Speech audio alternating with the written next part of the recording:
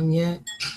All right, greetings and welcome once again. My name is Imuna Yisrael, and this is Solonomics 101, and we're on the line with Sister Mayanah Johnson. All praise be to the Most High. Welcome back again, Sister Mayanah. I look forward to this very interesting conversation we're about to have. Shalom, absolutely. Ken, I was this whole Google Live thing. I'm like, you know what? Sometimes I was just telling Sister Mayana, sometimes we just got to do it as the Spirit is leading, just to have the conversation. For those who are tuning in, I'm quite sure that there is a text box on the side. If you have any questions, feel free to text them in. So today we're going to talk a little bit about, are you covered? And this is as it pertains to the daughters of Zion. This is this is as it pertains to women at this case. So men, please don't get all riled up. It's all good. We're just having a nice, lovely discussion. But the question is, um does being a woman stop your spiritual calling? There was a question that came up in something I did recently. I thought it was interesting. And I posed the question to Sister Mayanah. She said she experienced it. And basically, I was sharing my studies and the things that I've learned. And instead of addressing the topic of the conversation, one sister just came out and started asking about my husband. She started asking, am I under my father? And I thought that was strange yet interesting. And I posed the question to Sister Mayanah to see if she had experienced anything of that nature. And she said all the time. So I'm going to give her an opportunity to share what it is that she experienced in the realm of when you're sharing information one to another.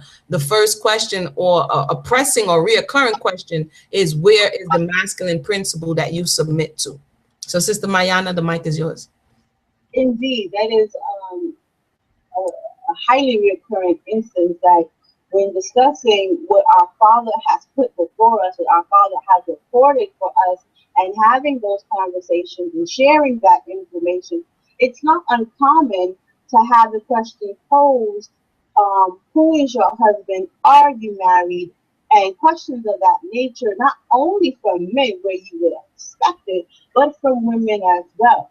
Which means, or what signals to me, is that women have internalized this idea that women do not have the ability to, basically be literate, because this is in the book. It's a matter of reading and having comprehension and having a relationship with our Father. So basically, women have internalized the notion that that cannot occur independent from men.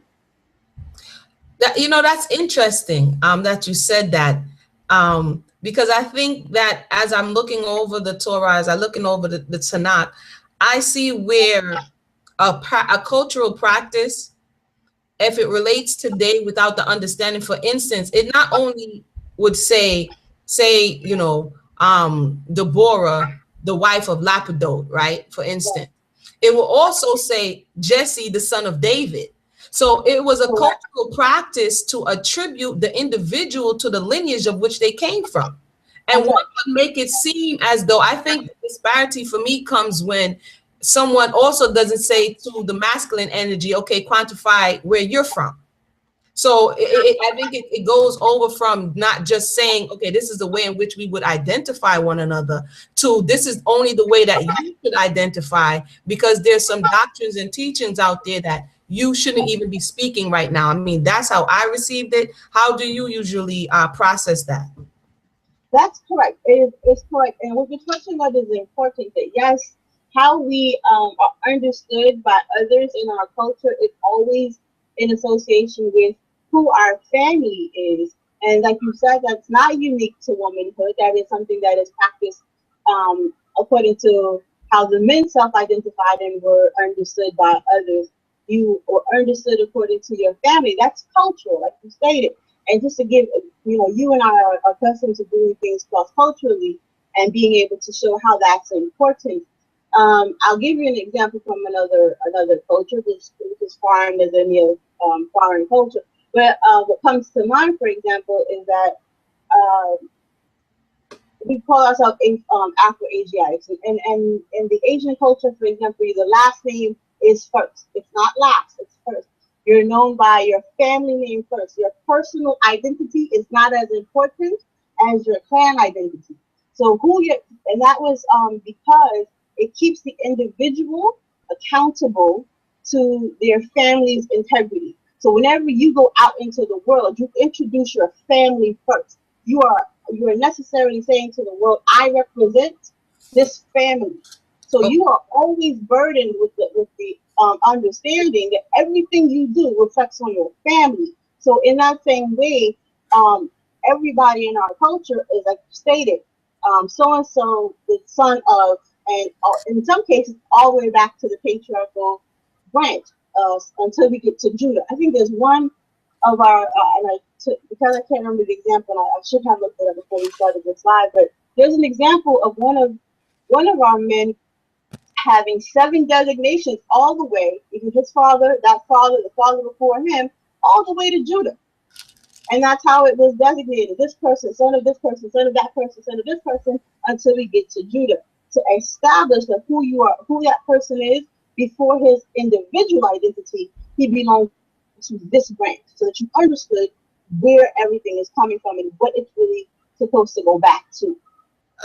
Agreed. As you were speaking, I have to agree that certain things culturally, when we take it out of context, it allows for certain different ideologies that are limiting. And as you were speaking, like you said, culturally, if we look in, just for an example, in the book of Genesis, Bereshit 34, it says, and Dinah, the daughter of Leah. You understand what I'm saying? And so there's always, like you're saying, who do you belong to? Who is your lineage? Who is your father? And in some cases, who is your mother? You understand what I'm saying? As they're reading back the genealogy. So I necessarily didn't take offense to the question. I just thought the question was particular because the individual only pointed out the woman who was in the conversation and never did it in the sense of, okay, well, who are these people, period. It's more like, are you submitted to a righteous husband, or are you under the covering of a household? So today I wanted to talk about covering, because that's the Are You Covered is the name of the cast. And I thank Sister Mayanah once again for joining us. Are you covered? And I wanted to take a look at that word and see, because there's like I said, there's a lot of different doctrines. So if those who are listening, or if you're listening in the future, please drop the information there. I'm personally not saying yes or no that there is not supposed to be a covering, but we wanted to look today a little bit into this covering and what is it made up of? Is it in its entirety on all levels, physical, mental, spiritual, emotional? What part does the person become a level of an autonomous being, or are they just the feminine principle? Is she not, what's the word I'm looking for? If she does not have a husband, if she's not yet married, is she, what's the word I'm looking for here? Is she lacking greatly? And is that the same thing for a man as well? If he's not married, if he's not with a feminine principle, are they not still accountable before the Most High? I think that's really where I'm going here. So, Sister Mayanah, you ready? Yeah, let's go ahead. Okay, so the word cover, what comes to mind, to your mind, when you hear the covering, or does the sister have a covering? What comes to your mind?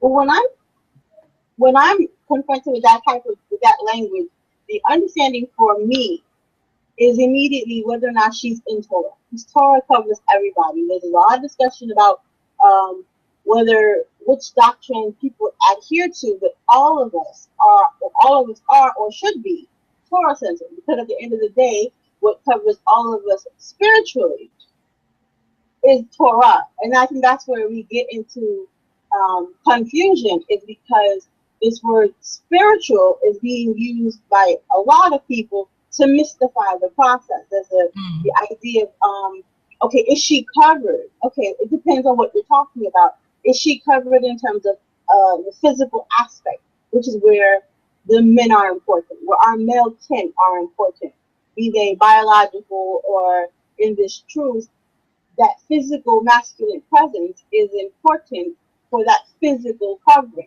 That's the realm that they occupy, and that's the realm in which they can cover. For example, if an unmarried woman is being considered by a man, that man should not have direct access to her. That man should have a space of accountability. Ideally, he should go through her male care.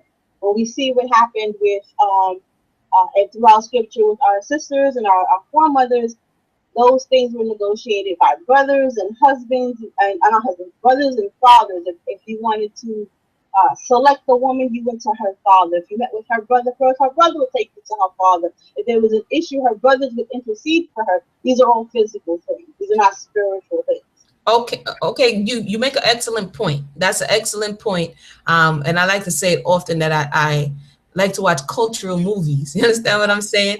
And the point that you're making is so far removed from our culture. Like it's saying that covering or that wall of protection that protects her from being violated, that protects her from being not from being abused or misused. That is one physical aspect of the male covering, you know, because she's a delicate flower, she's precious. The feminine energy needs a gate around it. I believe in one space in Isaiah, the Most High talks about the daughter of Zion sitting on the ground, you know, like what's the word it used again? I don't want to misquote it, but basically it was saying that the hedge of protection was removed from around her, and she was just open to the elements, basically, of anything that can happen to her. So I agree, that is one physical aspect of how a male or the masculine energy, brothers, uncles, fathers, and the masculine energy are supposed to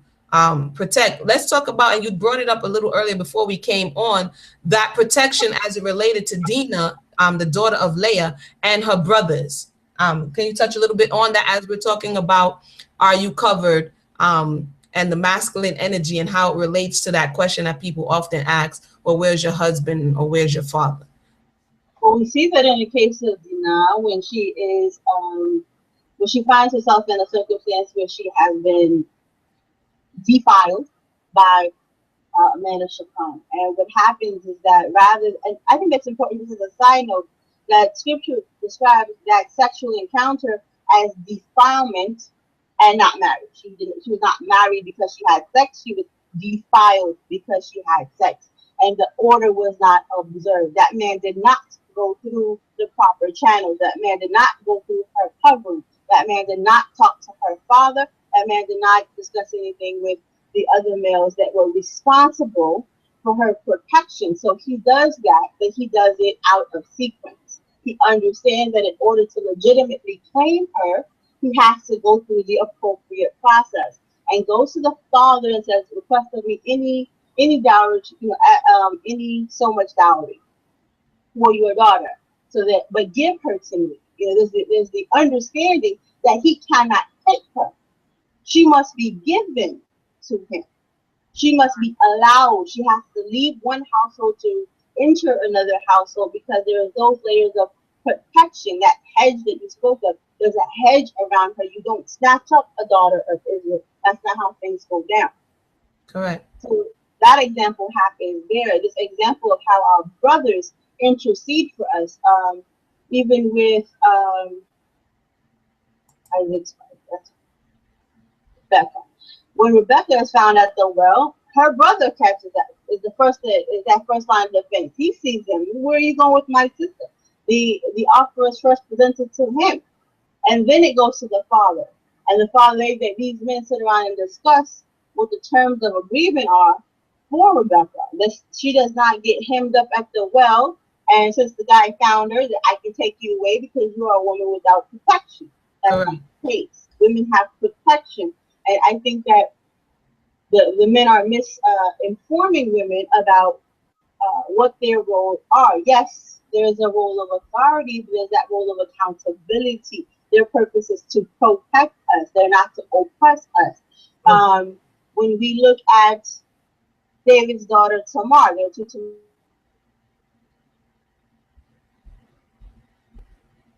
Sister Mayanah, you talking about? My own brother Absalom is the one that snatches that up. He's the one that intercedes. You have defiled my sister. That's a problem for me. When David didn't step up and defend his daughter, her brother did. because women are protected spaces, and men in our culture used to understand that. Okay. So right now we're on the line with Sister Mayanah. My name is Manoa Israel, and we're having this conversation about covering and really getting a redefined perspective of what it means and what it actually looks like, as everyone likes to say, culturally. Culturally, your protection, the man's protection from what we're learning from the text. And by the way, that word is casa. It's funny when I looked it up, I'm like, because years ago I started a clothing line called Casa. And when I looked it up, I'm like, duh, Muna, casa means covered. Pain. So the word covering is casa.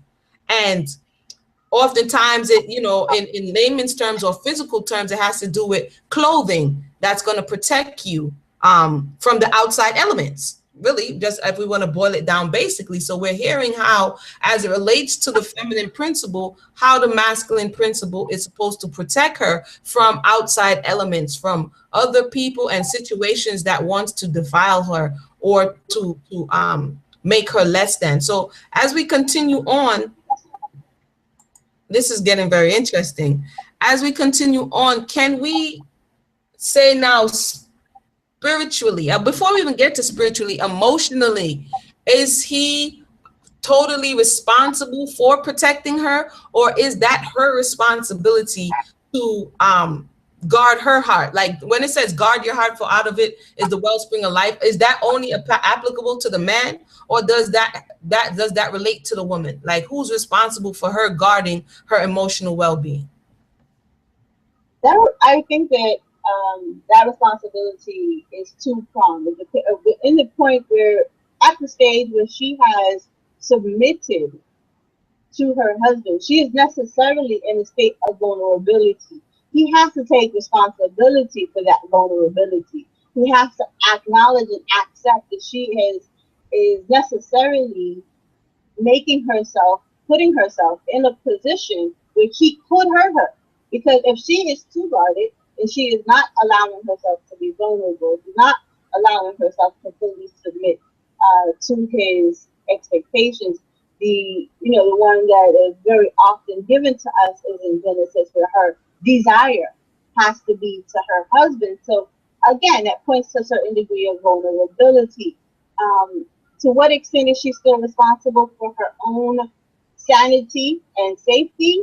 That sanity and safety would have had its nexus, its beginning, if she did not come in with the idea that she's a wife. She has to come in with the idea that she's a daughter. If she understood her identity as a daughter of the Most High, then that's where that guard would come from. It wouldn't come from I'm opposing my husband. Instead, it's I'm protecting my daughterhood. And I think that a lot of that comes from there.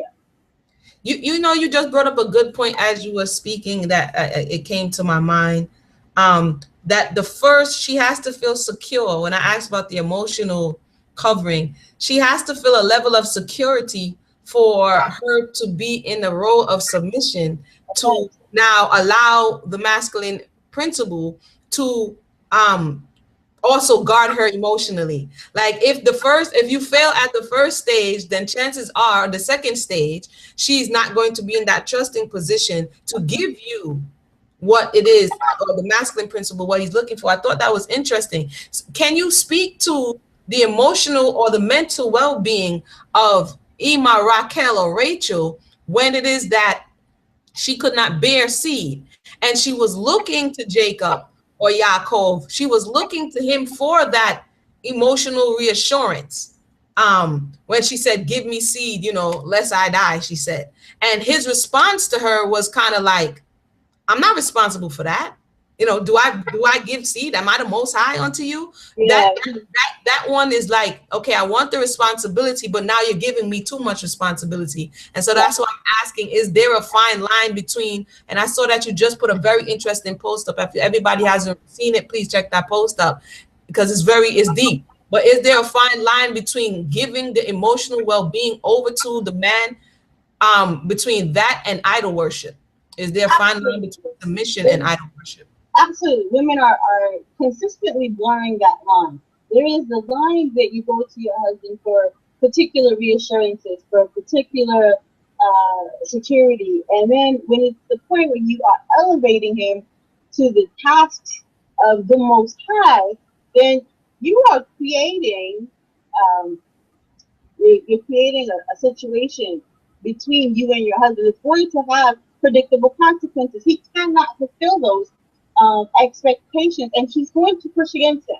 On the one hand, he wants to be considered. You hear a lot of a certain number and a particular type of man, Hebrew man, who enjoys being called Lord. They enjoy being called Master. They want to be called King. But when you have that expectation for them to fulfill certain duties, yeah, can and they they pull can. back. They pull back. They don't want to hear that. They don't want to hear that. All of a sudden, these responsibilities, that's not my job. I can't do it. Don't ask me for it. Be quiet. So what is going on in this realm? Again, for those who have just joined us, we're talking about Are You Covered? We're talking about the woman's role and the thought process and the teaching and the doctrines that her covering is. I don't even know, for those who are out there who have that, even to clarify for me, because sometimes I'm a little bit confused on how far this covering goes, and this is what we're discovering today. Spiritually, and we were talking about this a little before we came on air. Spiritually now, this covering, where it, like in your words, as it gets more mystical, and we were going over a little bit about some of those spiritual responsibilities. Can we continue to take a look at that on air as what could be some of, and what are some of the spiritual responsibilities of the man? And can he necessarily save your soul? Can he save your soul, or is it something that you have to do for yourself?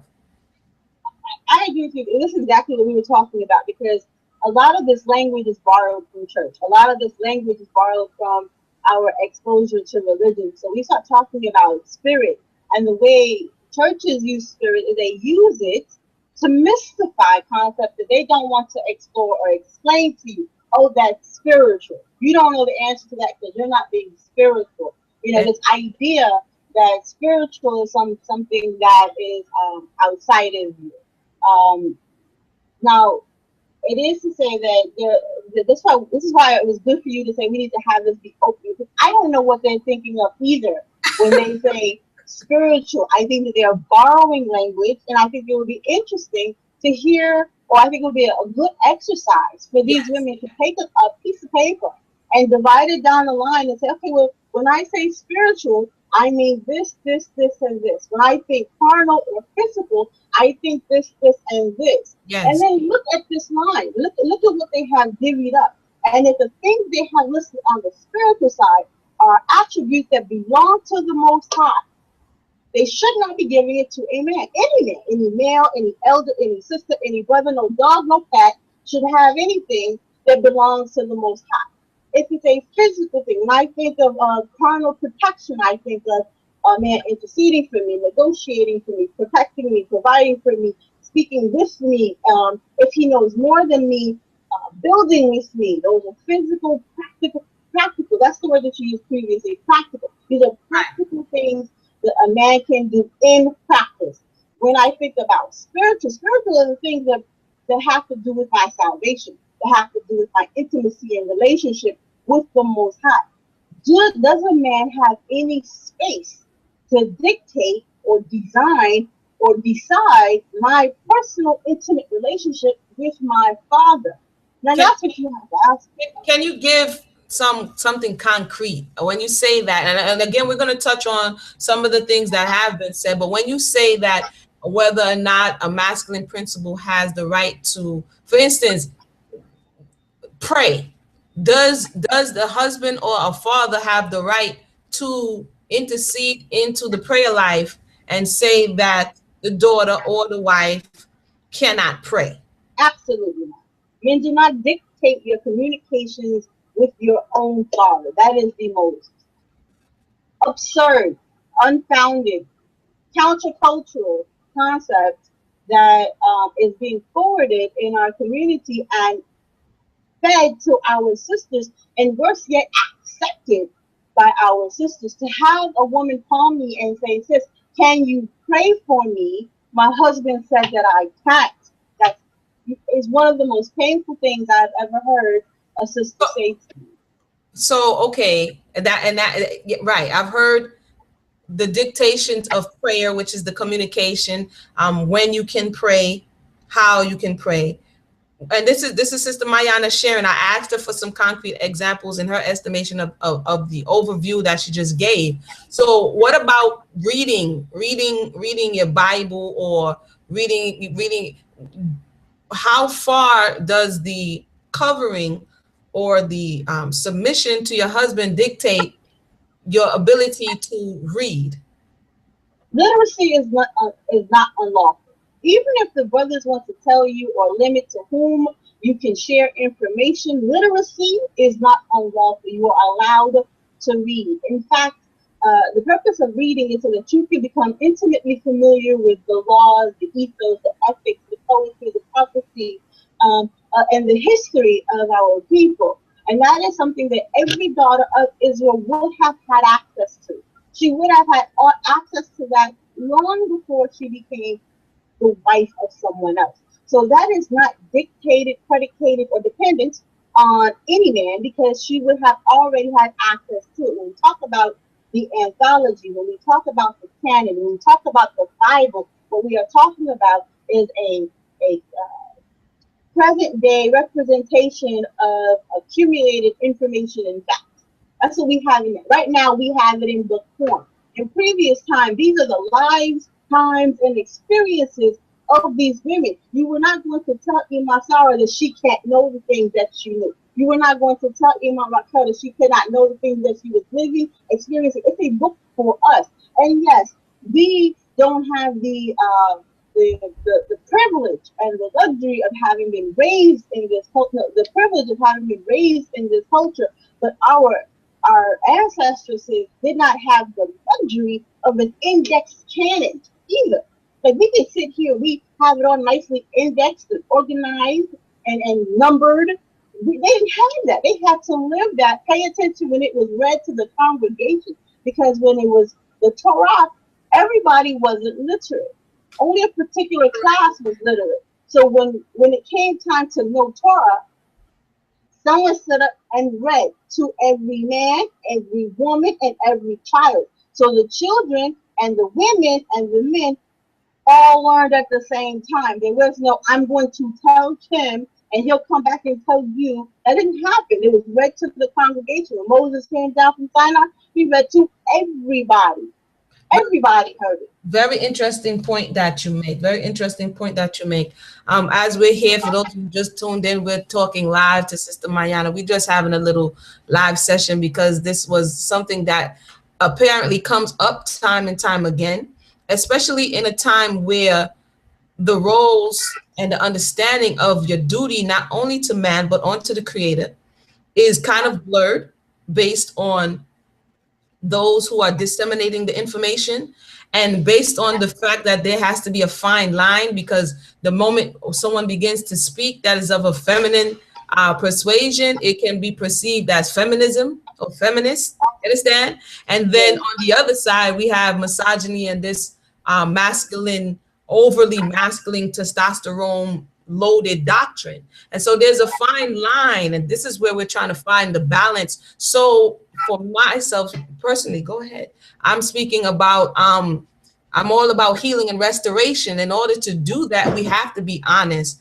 about where we are and be willing to look at everything that we have been told and serve and make sure that it is in right, proper order. I think it's interesting as we go now a little bit over to some scriptures as it relates to covering. As we said, someone please, if you're out there and you would like to tell us exactly what that means. We're talking right now, we spoke about spiritual.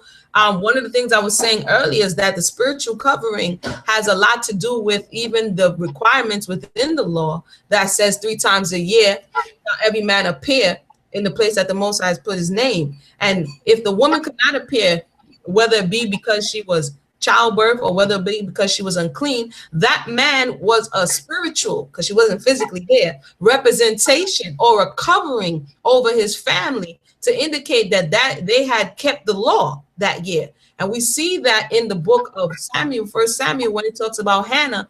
And when Hannah prayed, and she would go up from year to year to Shiloh, but this particular time, once she had Samuel, she denied from going or deferred from going until it was the time that she had promised that she would give him over. But in that time, Elkanah still represented the family on a spiritual level. What do you have to say about that, sister? I was agreeing with you that he's there, and he was, and it's spiritual, but more than that, like you said before, it's practical. Yes. It was something that he did in a physical way. So like you said, she couldn't physically appear, but when they speak about a spiritual covering, he wasn't covering her spirit. He was covering her physical obligation to appear. Okay. So he physically appeared on her behalf, but he could not spiritually intercede for her. If there was something that she needed to do, she needed to do that. There is no one who can take that hit for you. If you cannot, for example, if a woman does something unrighteous, the righteousness of her husband is not going to cover her. She needs to be on point. And I'll give you an example in Susanna. Susanna would have been part of the book of Daniel had it been left in the anthology, had it been left as part of the canon that we're familiar with. It would have been found in the book of Daniel. So we find Susanna. She's a married woman. She's obviously the daughter of somebody. She finds herself in a situation where male elders have decided that because they wanted this married woman, they were going to approach this married woman. This woman is alone in her garden, in her husband's house, alone in her garden, and she's confronted with this proposal. The men say to her, either you sleep with us or you deny us, and we'll say you slept with somebody else. So she comes to she rightfully concludes, I'm in a bad situation either way. Because if I sleep with you, I go against the law. I go against what the Most High has told me is right. I go and I will die, because the penalty for adultery is death. It's not divorce, it's death. You commit adultery, you die. She understood the law. Now, she's saying, so if I do this with you, I will go against what my father expects of me. If I don't do this, I fall into the hands of men and you kill me. She decides that she's going to trust the law. Yes. What happens is these men do what they say they're going to do, and they accuse her of doing something she had not done. And she has fallen into the judgment and the hands of men. The men decide they're going to kill her. At this trial, her husband is present, her father is present, but neither one of them can cover this situation because it is a spiritual thing that she has been accused of violating. She's accused of adultery with some guy that they, according to these men, have snuck in, and she has done this inappropriate sexual act with this guy. So that's something that has to do with the law. This is a spiritual infraction. It's something that these men cannot cover. Her husband is a high-ranking official, and him being a high-ranking official does not cover the spiritual thing she's being accused of. Her father, not interceding at all. So does Susanna say, but look at my husband will cover me? Does she say, look at my father's a good guy, he's right there? No, she immediately goes to her father, directly to her father in prayer. That's a very interesting point you brought out in Susanna. So for what I'm hearing is, because sometimes, and I've had this conversation, like you said earlier, it is one is being convinced that you should relinquish all of your rights, spiritually, emotionally, mentally, to me. At the same time, I do not have the ability as the masculine principle to really cover you. But I need you to be in total submission so that I can do what I need to do. But when it comes time to pay the piper, you should have known that some things you're responsible for. That's right. That's absolutely right. And I've heard this and experienced this in conversation in times past. And it's like, wait a minute. You need to understand at what point, like you're saying, the husband could not have stood in that stead for her. She had to go to the Creator, because the Creator that is the only one now who's going to be able to say yay or nay, this woman is innocent or this woman is not, because we have two false witnesses who has arise against her to say, look, she has done this act. So I think that was a very good example to show that the soul that sinneth, whether it be a masculine soul or a feminine soul, that soul shall die. You understand what I'm saying? And the thought is, no, I will take your death. But the reality is when, and this is just my observation of, and I'll go back a little bit to Raquel, is that when Rachel said, what came out of the mouth of Jacob when Laban came and looking for the teraphim, when he came looking for the idols, he said, no one has it. And then he pronounced something out of his mouth that person who is found with, that person shall die. Later on, Rachel, who actually had it, she said it actually twice out of her mouth. She proclaimed, give her children lest she shall die. And then he said that based on another thing. And Jacob, be how much has he loved her, he could not take what was to come onto her off of her. She had to deal with what she did, and she had to deal with the things that came forth from her mouth. So, and we see it on the other side as well. For instance, in the case of Abigail and Nabal. Nabal was, it says, a curlish man or a foolish man, like his name, Nabal. Nabal, Abigail's intelligence or her wisdom could not necessarily take away, although she did cover him. And in that instance, she covered him. You understand what I'm saying? She covered the household by using her wisdom to go and besiege David to say, hey, don't do what you're about to do. Right. You understand? So it goes both ways. And I was looking at how it speaks about in the book of the Proverbs 12 and 4. And we could go there for a quick second, where it talks about the wise woman being a crown to her husband. If you can remember that scripture, give me 1 second. I'm gonna go there. Because I think it's interesting that her wisdom as well can help to cover, not necessarily, and we see that also in the case of Jael.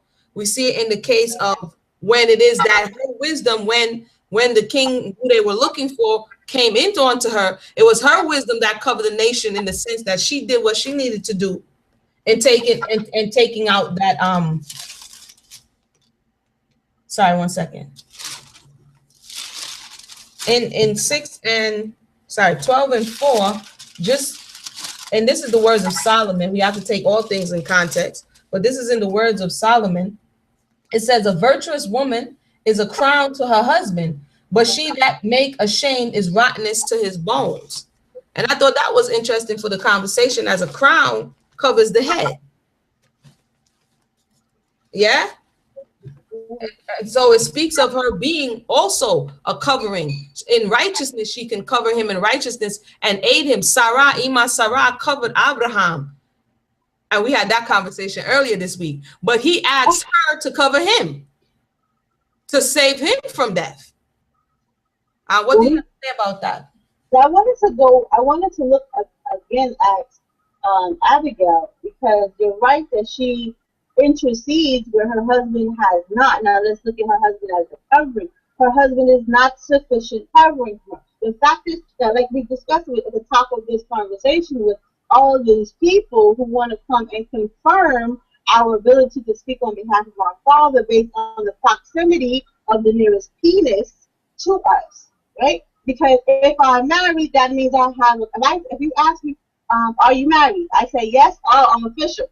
Now, no one cares whether or not this guy is on point. Nobody's going to ask any further questions. How long has he studied the truth? What does he know about the truth? How good is he? None of that. All you want to know is, am I getting penis? If I'm getting penis, I'm good to go. That's what you want to know. Now, before we go, I'm sorry. Why do you think that is, or do you not know why? I honestly believe that it's because of the fact that we have been a certain number of us have been taught that understanding comes through men, that the Most High deals with men, that the Most High, that you are as valuable as you are according to your attachment to other men, and because they're not taught to value themselves or their relationships with the Most High or their identity as separate from wifehood. these identities of daughterhood, sisterhood, and womanhood are diminished and devalued and thrown into the shadows or put up on the shelf. So instead of understanding the worth of those stages, they only understand themselves as it associates to the masculine principle. But when we see with Abigail specifically, this is a married woman. Her husband did not cover her. Yeah. She had to be responsible for what was going to go down because now she's the one that goes to believe it. And when it's important to look at the language that David gives to her when he sees her, he says to her that the Lord has sent you to me. So that's not something that's insignificant. When he sees her, he doesn't say, "Wow, your husband taught you well. Wow, you must come from a really good family." He says, "I see the Most High in you. I know that you're here because of your relationship to the Most High and His relationship with you. That He sent you here." So the person that the spirit that was moving in that situation, the spirit that David identified, was not her husband, was not her brothers, and was not her father. The spirit that he identified in that woman and her right and ability to talk to him, because this is David now. David now is king of Hebron. He's not someone that you can just roll up on because you feel like it. And he didn't say, "Where's your husband? Who are you talking to?" He didn't say, "Where are your brothers? Where's your father?" He saw the Most High. He said, "I understand that it is the authority of the Most High that is speaking in you right now." He saw that, and I don't understand why we don't understand that when the women are speaking about Torah, when women are speaking about the prophets, and women are speaking about the history and the records of our people, we are discussing either A, our shared heritage, or B, the authority of the Father. There is no one else's authority at play here. And I think that's an interesting point that you just made right there. And that is that if the conversation is not a wayward one, and if the conversation is not one that is leading people away from the Creator, and if the conversation is not, usurp authority over everyone, then why, if the conversation is righteous, like you're saying in this instance, why do so many go automatically to disqualify you if you did not get this information? It's like we're looking, so to say, at the messenger and not the message. You know what I'm saying? So as long as you're a woman, even if the conversation is on the up, like in the case of Abigail, the conversation was on the up and up. It was a legitimate conversation. This conversation had to do with what he was about to do. You understand? And oftentimes, and we see it, and I'm trying to see if this is a new thought or if this is a thought that came from our interpretation or understanding of culture and the Torah, because oftentimes in the Torah, for instance, in the case of Deborah, let's say, and she was a judge, I think it's very interesting to note that when you read in that passage in the chapter, there was wickedness in the earth. Okay, it wasn't like the children of Israel were doing righteously, and so she was judging Israel. And my question is, I don't see it in the text, but from what I'm receiving from the people today, it's like, by what authority are you speaking? You know what I'm saying? By whose authority are you speaking? Are you speaking with permission? And the question is, if it is that you have gotten something from the Creator to share, do we need to speak by permission if the truth is just the truth? Do you understand? Do you understand what I'm saying? Well, if we're speaking the truth, then we have permission. We are speaking on the authority of the Most High. The Most High is the leading authority, the final word. And if we are repeating the words of our fathers, and there is nothing, who's going to tell me I can't repeat what my daddy has to say? If my father is true. So how you cannot say, well, I don't like what you have to say because of your uterus. Your uterus is a problem. Because of your uterus. Your uterus is a problem for me. All right. So you're going to essentially deny the words of the Most High because you have a problem with my uterus. Okay? And I need to bow to you because of your penis. Now, I don't know why you don't hear phallic worship in that, but I see phallic worship in that all the time. If you get to come and say whatever you want to say to me because of your Y chromosome. I'm not allowed to ask you any questions because your Y chromosome qualifies you. That's a problem for me. But you Okay. can't listen to anything I have to say because you have a problem with my uterus. That's a problem for me. Okay, so we're saying that from what we're seeing is that there are disqualifications purely on gender. It's not Yes. on wisdom, it's not on inclination, it's not on the Most High being with the individual. We have come to a space and time in our restoration that people are being disqualified, not because they're telling the truth or because they're lying, but just because they're either one or the other. And my question is, and I do see that absolutely, absolutely. I have experienced it. I can't speak for everyone, and apparently Sister Mayanah has experienced it as well. But when we see, as we were talking about earlier, in the case of King Josiah, did he subscribe to that thought that the woman was purely disqualified because she had a womb, or because she was unclean, or because she was invalidated? Do we see even one of the kings who was a very integral part in the restoration of Israel from idolatry, when they recovered the text? Do we see that thought process that no, don't go to her purely based on the fact that she's a woman? Absolutely not. Not only do we not see her being invalidated because of her uterus, she's also not validated by her marriage associations. King Josiah at this time has the cream of the crop in terms of who has legal, lawful understanding and authority in terms of what the laws are. We have high priests and we have scribes. And I want to spend a second to explain to you what a scribe is to the listeners, because we have a negative stigma on scribes due to our experiences in the later testaments. But the scribe is a noble class. The scribe was the class of our people who were responsible for all official documentation. They were the ones who wrote everything down. They were our literate class. So he has the most intelligent people around him. Men. Let's not say people, let's be specific. Men. He has the cream of the crop in terms of intelligence, access, and interpretation of the law. High priest, priests, and scribes. And of all of these men, he finds none of them qualified to authenticate this book of text. He instructs not that she be brought to them, but that they go to her and discuss it with her and see what she has to say. Now let's look at, no, we already see that she's not invalidated, but let's see, are they going to her because her husband is cool, because her husband is the elder? Do we understand who her husband was? Her husband was in control of the wardrobe. That's his job. He was the one who kept the underwear and whatever robe the king had checked. That's not going to validate her ability to authenticate law, because he knows how to put all the underwear in order. That was his job. That was what her husband did. So no one is saying Huldah is absolutely going to be able to authenticate this book of law, have a conversation with me based on what the Most High has in plan with the future and foresight of our Father, and his message to us is going to be because of her husband. There was nothing about her husband's occupation or position that would authenticate or validate her. She was approached because of who she is, or who she was, what her connection to the Most High was, and how Josiah understood and perceived her. So no, absolutely not. Josiah was not someone who was caught up on these gender limitations. I wouldn't even say gender expectations, these are gender limitations. Josiah didn't subscribe to that.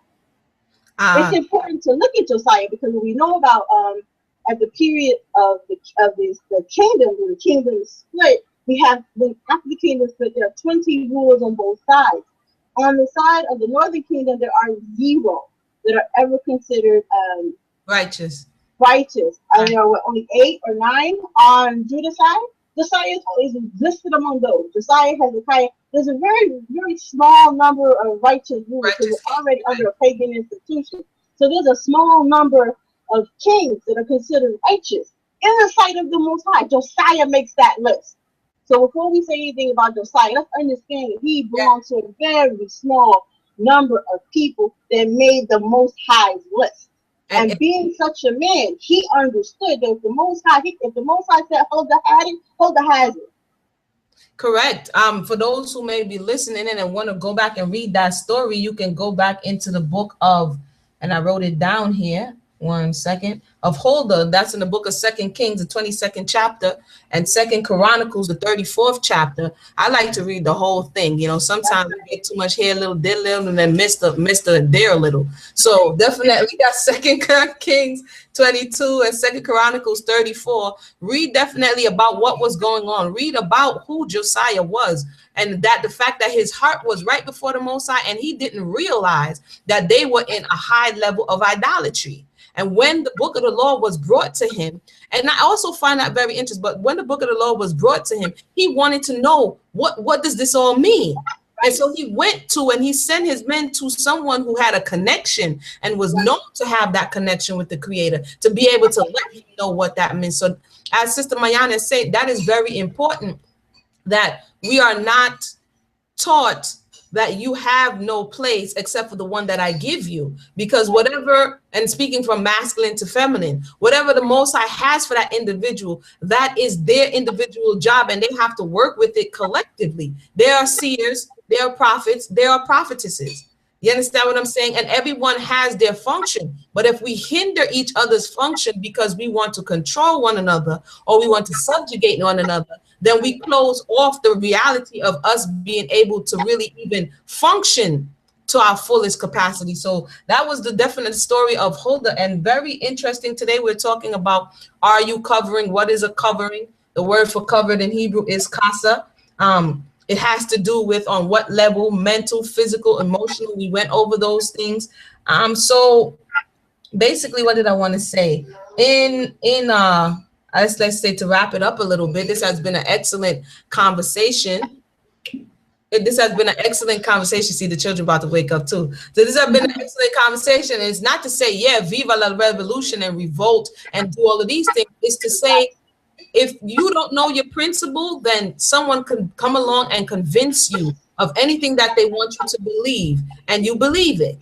You understand what I'm saying? And so it's very good for us to go over these things and come out of these error thinking and error doctrines, to think that if you have something to share, you can only share it under permission. Oh, I'm sorry. That's what I wanted to say.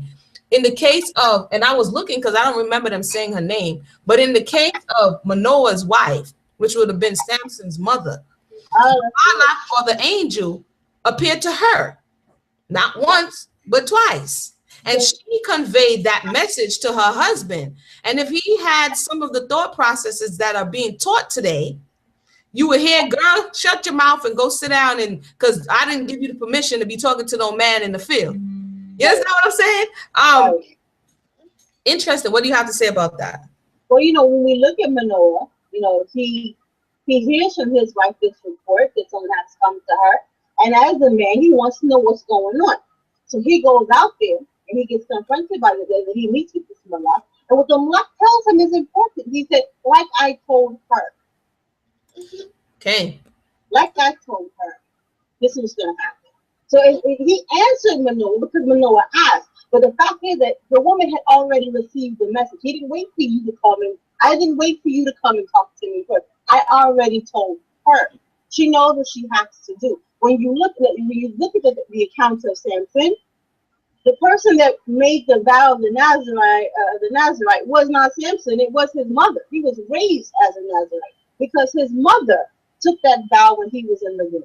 His mother raised him as a Nazarite. He took no such a vow on his own. That was the instruction of the angel to her, of how she was going to raise this child, and she had to take the vow. It was the vow of his mother that happened first. So this idea that the Most High is not going to deal with his daughter, but the Most High does not have a purpose for his daughter. Samson was in no position to make a vow. He was a baby. He was raised in Nazareth. Correct. The thing I wanted to share, I want the sisters at their time and leisure as it permits to read the book of Judith, which is in the Apocrypha. The 8th and 9th chapters are of particular interest because it tells of an account when the people are experiencing a drought and their enemies are encompassing them. They're surrounded by their enemies who intend to kill them, and the princes and the governors are fighting. the princes and the governors dropped something on the people just to kind of stall and delay the time. And Judith, who was a widow, which means her husband is not on the scene, her husband is dead, she doesn't live with her father or her brothers, comes out of mourning and says, bring them to me. And they come. They come to see what Judith has to say. Not because, of anything other than they knew that Judith was on point with her father. Her husband is dead. They're not coming to her because she's a good wife. They're coming to her because she's a good daughter. And they say to her, and she doesn't ask them anything. She tells them they were wrong. She checks the spirit that they put up. What you said was wrong. But I tell you what. So what they say to her is that, what you have said is true. These men don't buck up against Judith and say, who are you talking to? Do you know who we are? Do you not see this penis? You can't talk to me like that. That's not what happens. They say, you have spoken correctly. You are absolutely right. And we know that if you go to the Father, all the cisterns will be filled. The drought would be over. The Most High will answer you. This is a woman, unmarried. Her husband is dead.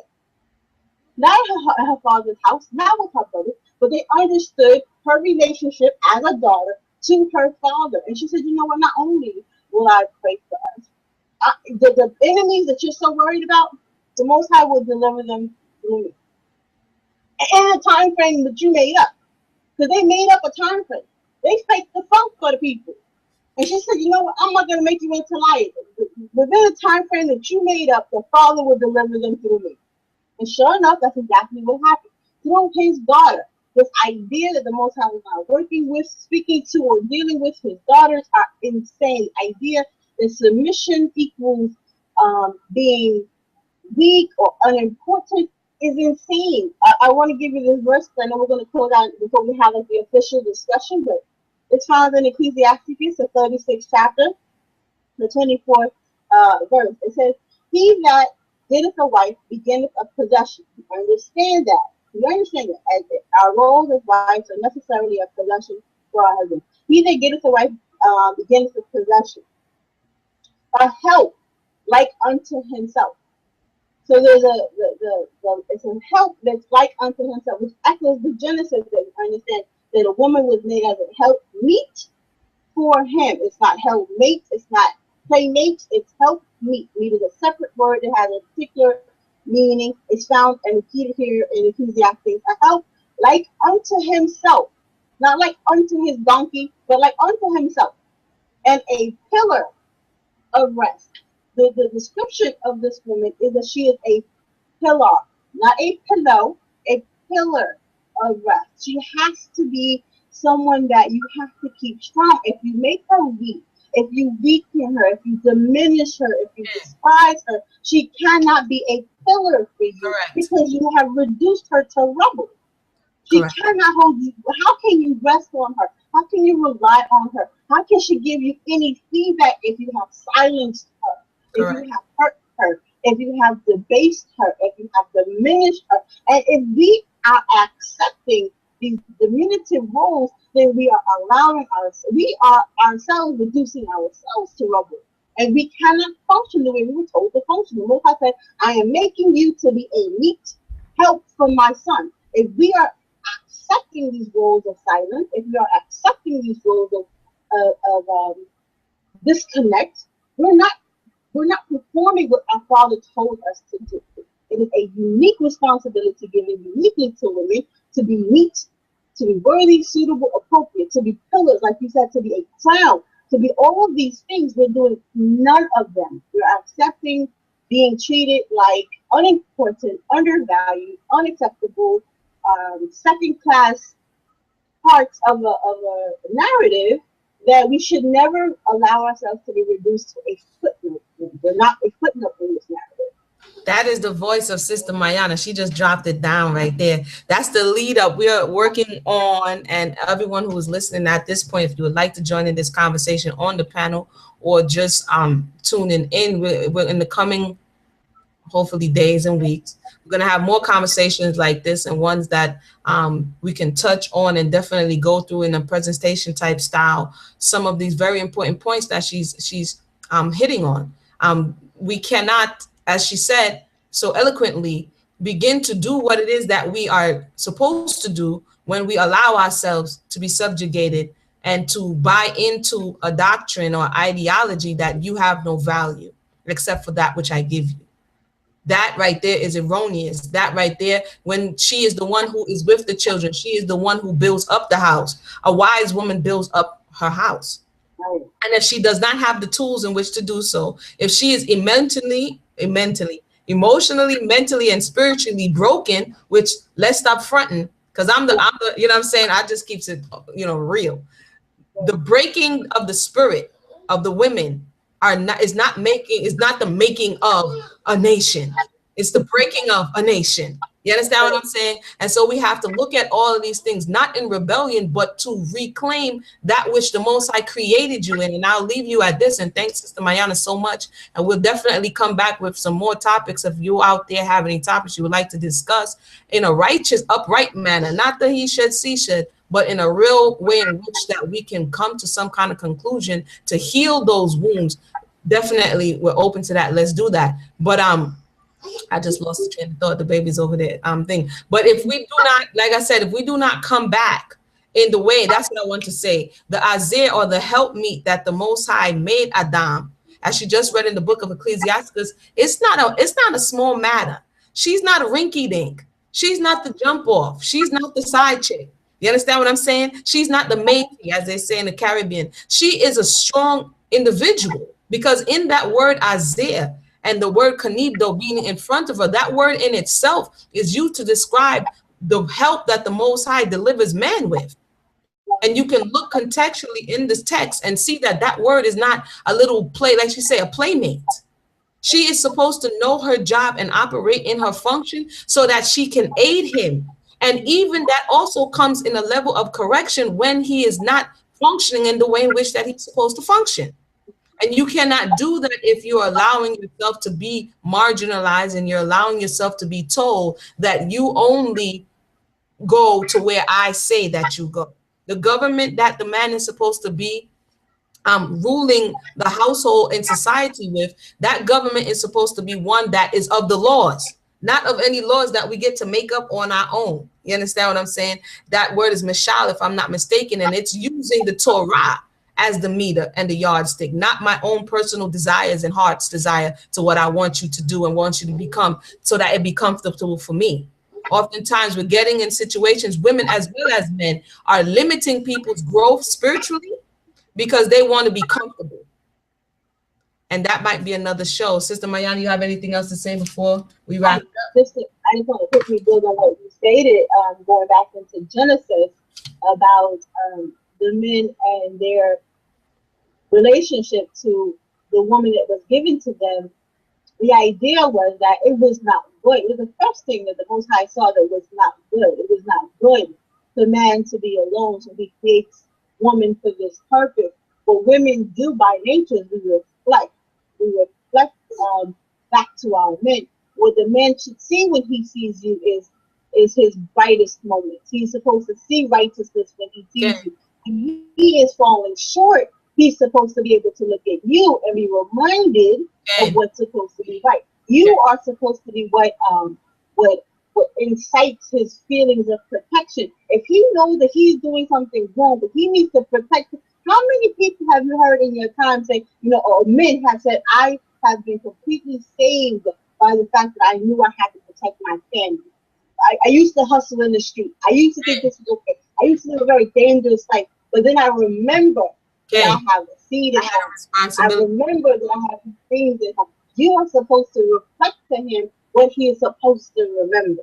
That is your job. And if we know that the Most High said it is not good for man to be alone, if that man is making all of the decisions, if that man is going on his own understanding all of the time, and you are saying nothing, that man is alone. He's alone. If he has rendered you dumb, and I was doing a little research on that, if he has rendered you dumb and shut your mouth, he's alone. Because that wisdom, which is a feminine principle that you are supposed to exude, not saying that every woman, every time she opened her mouth, let's not get it twisted, are saying all lovely, wise things. You understand? So we have to make sure that we're not the foolish woman. But if you are a wise and respectable and upright woman, if you're not yet, and as we continue to work to that point, if your input is shut down, then like Sister Mayanah says, that man is still alone. And this is why we can see men that have multiple women around him, but still he cannot come to and do the job that the Most High created him to do, because he has rendered them all deaf, dumb, and blind. And so therefore he's still alone, no matter how many people are there. Well, there you go, sis. There you go. Now this is a beautiful conversation. Thank everyone who has joined us and tuned in, who will be watching it on the replay. You know, stay tuned for more information coming your way. And definitely, if you have something to add to the conversation, link us up or link me up on Facebook and Muna Yisrael, and I'll join you to the panel and we can have this conversation, because it is time definitely to elevate in the nation. So until next time, thank everyone for tuning in. You can check Sister Mayanah out on Facebook as well. She just wrote an excellent post today. I think everybody should definitely read that over, check it out, and let's have a discussion on that. So until next time, everybody have a blessed day. Shalom. Shalom.